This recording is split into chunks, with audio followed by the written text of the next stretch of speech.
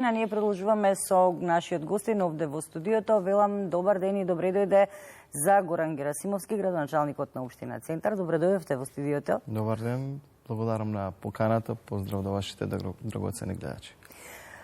Деновиве, веројатно, вие сте еден од најчесто спомнуваните градоначалници во државава со оглед на тоа што во Скопје на улица Белградска се јави проблем, се урнат зидот, почна да се лизга патот. И нормално би било, бидејќи сте овде во студиото, да ве прашам што ќе се случува со улица Белградска. Градот ја отфрла одговорноста, општина Центар вели не е под наша надлежност. Секогаш трпат граѓаните кога се префрлуваат ингеренциите од една на друга институција, за жал. Во овој случај, несакан случај каде што се обруши дел од подпорниот зид на улицата Белградска, имавме и неколку изјави, но и превземавме мерки како општина каде што се вклучија повеќе сектори во самата општина. Пред се јас и пред неколку дена го покажавме оној договор кој што го има случајно град Скопје во 2019 година со општина Центар, каде што ингеренциите на неколку улици, односно 10 улици, вклучувајќи и улицата Белградска, се превземаат под ингеренција на градот Скопје. И тоа е договор кој што е подпишан на 5.9.2019 година, каде што во истиот убаво стои дека со склучување на договорот град Скопје презема врската за проектирање, изградба, користење, заштита и одржување на наведените сообраќајници, вклучувајќи улицата Белградска, а општина Центар се обврзува да не превзема активности кои би го попречиле или нарушиле проектирањето, изградбата, користењето. Со овој договор целосните ингеренции меѓу другите улици, сите 10, е и улицата Белградска. Дополнително како општина имавме неколку состаноци со инспекцијските служби, но и со правниот сектор. Во текот на вчерашниот ден имавме и телефонски разговор со директорот на ЦУК, каде што и се договоривме да институциите кои што се инволвирани и треба да земат учество и помогнат за решавање на проблемот. Одржиме состанок во понеделник во 12 часот, зашто побрзо да се изнеде решение и да не се направат некои дополнителни несакани ситуации. Дополнително во текот на вчерашниот ден испративме ургенција до повеќе институции со цел да сите преку своите надлежности превземеме одговорности и што побрзо го санираме, односно средиме проблемот. Дополнително во разговори со нашата инспекцијска служба денеска е врачено решение до Министерството за здравство, каде што нашиот инспектор го задолжува Министерството во најкраток можен рок да превземе соодветни мерки, односно го санира подпорниот зид, поради тоа што улицата е под ингеренција на градот Скопје, но самиот подпорен зид е правен за во рамките на болницата, за паркингот во клинички центар, и затоа нашиот инспектор има пишано решение каде што веднаш го задолжува Министерството без одложување да постапи и го санира подпорниот зид. Да се надеваме дека верувам дека набрзо и ќе се постапи по истото, но ние оној најавен состанок ќе го држиме во понеделник. Да се надеваме дека набрзо ќе се реши проблемот заради доброто прецена жителите на улица Белградска, но и на пациентите на клиничкиот центар, и дека вакви проблеми нема во иднина да се јавуваат. Да се надевам. Иако вие, освен со ова што се случуваше изминативе денови, вчера се соочивте и со нешто што е грда слика и остава лош впечаток кога станува збор за детските игралишта. За жал, уште еднаш се случи во општина Центар едно од детските игралишта да биде руинирано, реквизитите искршени, децата да не можат да го користат. Виновниците се веројатно оние кои што до доцна во ноќта седат и ги користат овие игралишта, но денес излеговте со информација дека игралиштето е веќе санирано. Дека, да, дел од реквизитите и на игралиштето кај трговскиот центар Зебра, но и на други детски игралишта се сменети. Тоа ни е секојдневие. Неколку пати упатуваме апел и до граѓаните и до нашите млади да сите заедно водиме што повеќе грижа и го чуваме јавното добро. Јас многу често наутро знам и да пешачам, но и да возам велосипед, каде што кружам и сликам одредени ситуации со кои се соочуваме во општината, истите ги доставувам до службите за да што побрзо се превземат мерки, односно се санираат овие проблеми со кои се соочуваме, доколку негде не е искосена тревата, па дополнително доставуваме слики. Многу често несовесни жители оставаат и секаков шут покрај контейнерите, се соочуваме од наутро. Буквално еднашка најавив, сега ќе повторам, да има реквизити да склопиме еден целосен тоалет, почнувајќи од WC школка, када, плочки, па има и душеци, и регали и све останато, така да како општина и како предпријатие кое што го имаме, кое што се грижи за нашата хигиена, се соочуваме со огромни проблеми. Нашите хигиеничари кои што постојано се на терен, искрено не може да постигнат сето тоа што граѓаните го прават во текот на ноќните часови.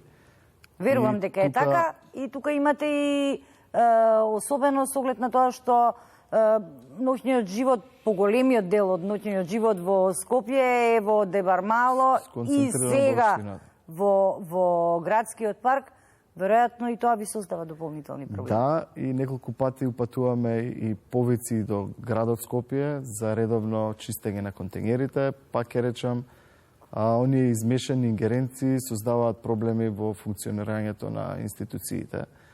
Имаме бездомни кучиња кои што многу често и праќаме и дописи и слики до лајка. Нередовно чистење на контейнерите ни ствара дополнителен проблем, иако имаме најголем број на хигиеничари во сите општини, од сите општини во градот Скопје, 110 хигиеничари кои што се грижат за хигиената, но нередовно чистење на сметот од контейнерите и оние кучиња скитници кои што го разнесуваат ѓубрето во низ улиците на општината ни прават дополнителни проблеми со кои се соочуваме.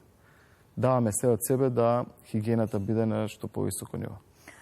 И тоа се забележува во општината, со оглед на тоа што е лето, со оглед на тоа што е топло. Хигиената во летниот период е веќе на високо ниво, можем да кажам. Ја активиравте и да, меѓу малкото општини сме што имаме и собствена цистерна која што користиме за чистење на улиците, но и за полевање на зеленилото. Се чистат и контейнерите, односно површината околу контейнерите. Нашите служби редовно ја косат тревата по тревниците каде што има потреба. Даваме се од себе да, пак повторам, хигиената биде на највисоко ниво. Иако мора да се сложиме, никој не може толку да исчисти колку што ние може да, кога велам ние, мислам граѓаните, колку што ние може да извалкаме, така што веројатно и ние треба малку да се подзамислиме што правиме со собственото ѓубре и каде го оставаме. Често упатуваме апел дека за проблемите треба сите заедно да водиме грижа, за да имаме и почиста и побава животна средина, да имаме убави детски игралишта кои што за жал многу често се кршат и оштетуваат. Преку Советот подготвивме одреден правилник се со цел да можеме да поставиме камери на игралиштата и ја намалиме онаа деликвенција во вечерните часови. Верувам дека набрзо со самиот ребаланс ќе издвоиме средства за поставување на овие камери за да имаме поголем увид и ги намалиме сите оние, да го намалиме вандализмот и оштетувањето на игралиште. Ако може да биде така во Европа, зошто да не биде и кај нас? Она што е моje следно прашање е, општина Центар има сериозен проблем со паркирањето. Не дека во Скопје некаде паркирањето е како што треба да се разбереме, толку се зголеми градот и бројот на жители, но општина Центар навистина има проблем со оглед на тоа што во текот на денот гравитираат луѓе од сите други општини, па и градови, доаѓаат тука во централното градско подрачје. Токму така, во самиот град се наоѓаат и поголем број на институции, вклучувајќи државната болница, скоро сите министерства и кои што ги посетуваат во текот на денот голем број на луѓе кои што живеат не само во градот, туку и во државата.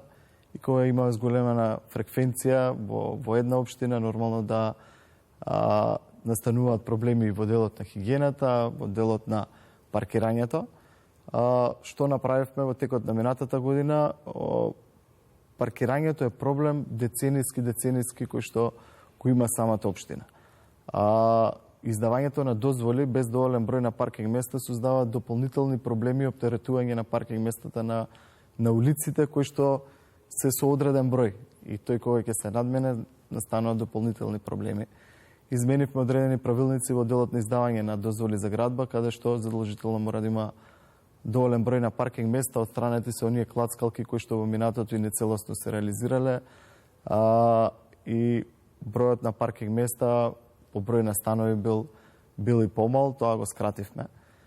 Дополнително и во буџет, и во проект, и во програма имаме монтажна гаража во Капиштец, која што ја навувавме уште минатата година, која што за жал еве јавно сакам да потенцирам дека немаме можност, односно одобрение од градот Скопје да ја реализираме истата.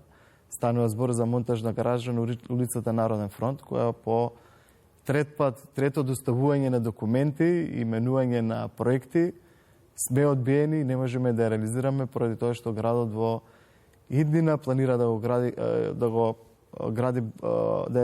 отпочне улицата Македонија. Таа е покрај Нова Македонија и го проаѓа цело Капиштец, односно треба да се отстранат делот кафичите, рестораните и така натаму за да се реализира истата. Иако последниот проект што го направивме беше сосема и потргнат од самиот булевар и во самото барање стои дека со отпочнување на булеварот во рок од 30 дена станува збор за монтажен паркинг кој што може да се намести, но по потреба може да се дислоцира и да се намести на друго место. За жал по трет пат добиваме негативен одговор од страна на градот и не сме во можност, односно не ни е дозволено да го реализираме овој проект и го решиме проблемот за паркирањето во Капиштец. Неколку пати имав состаноци уште и на самиот почеток да ги превземеме паркинзите во градежниот и архитектонскиот факултет, каде што би направиле дополнителен број на паркинг места. Целта ми беше да во самиот влез во Дебармало, од десната страна во влезот на градежниот факултет се паркираат оние посетители во Дебармало и дополнително уште еден паркинг во рамките на Министерството за Арама, каде што има и сообраќаен одобрен проект, но за жал поради безбедностни причини таму не е дозволена монтажна гаража. Во моментов подготвуваме идено решение за нова општинска зграда, каде што подземно планираме 2 нива подземно паркирање и околу 300 паркинг места, но тоа е проект кој што ќе треба време за сама реализација. Делот улиците каде што е погусто со возила, например во Дебармало и во други населени места, ги правиме и резидентни паркинзи со цел да имаат можност да се паркираат само жителите кои што живеат во таа населба. Имавме неколку состаноци со директорот на паркинзи на општина Центар, каде што бараме и решение и за дополнителни паркинг места. Во склоп на Маџар Мало, позади Народна банка, е реконструиран целосно паркингот, каде што и се овозможени дополнителен број на паркинг места и на секоја површина каде што како општина можеме да обезбедиме повеќе паркинг места, го правиме истото. Општина Центар е една од општините која што обрнува посебно внимание не само на младите луѓе, ги слуша нивните идеи и нивните барања.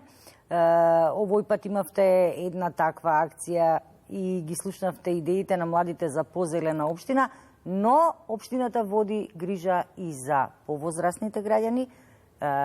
Неколку пати им помогнавте и парично. Отворете клубови во кои што тие може да се дружат. Ним им треба социализација секако. Така што веројатно сте задоволен кога имате вакви проекти во кои што жителите од најмалите до највозрастните, вие како општина им нудите можност да ги користат. Грижата ни почнува од најмладите па до највозрастните жители на општината.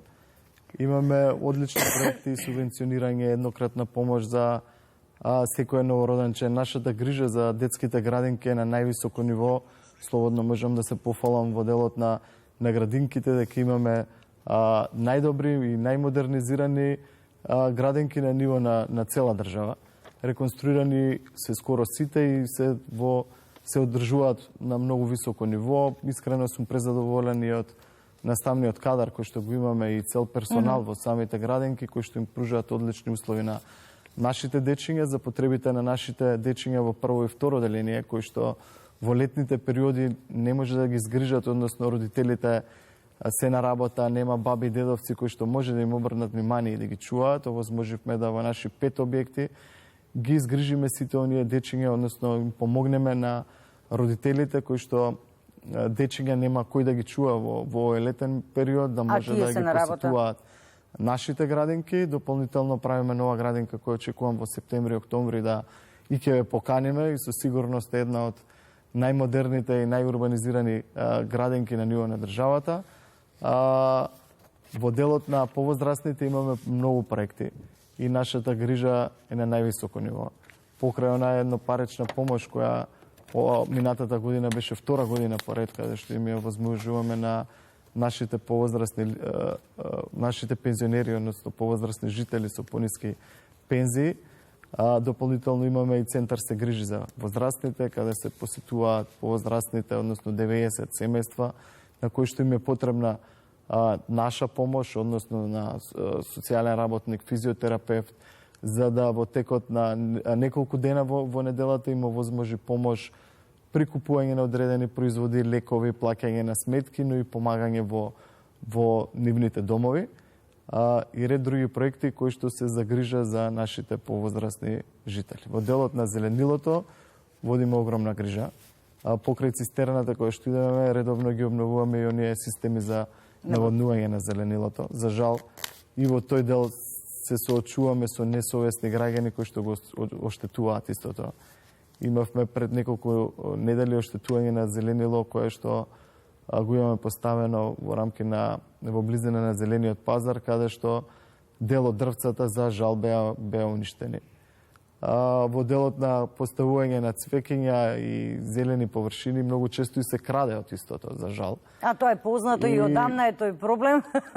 И во тој дел упатуваме секогаш повици да сите заедно се грижиме за поубав и помодерен центар. Господине Герасимовски, навистина ми беше драго што бевте денеска гостин во нашата емисија. Јас верувам дека има уште многу прашања за кои што би можеле да зборуваме, но времето не ни дозволува. Ви благодарам уште еднаш, ќе се видиме веројатно кон крајот на летото со оглед на тоа што доаѓа период кога во македонската телевизија најпрво ќе ја посвети својата програма на најважната споредна работа на светот, а тоа е фудбалот, а потоа ни доаѓа Олимпијадата. Вам ви благодарам и посакувам успех. Благодарам на поканата, има уште многу теми за кои што може да разговараме, поготово во делот на фудбалот, каде што го напоменавте. Планираме да во текот на отпочнување на сите овие спортски надпревари заедно организираме гледање во паркот на Франкофонија, затоа дополнително ќе ве информираме, известиме и вас, но и јавноста да ни се приклучат до поголем број за заедно да ги проследиме овие надпревари. Ете, одлично реализирано, одлично замислено, се надевам и дека ќе го реализирате тоа заедничко гледање фудбал на отворено во општина Центар.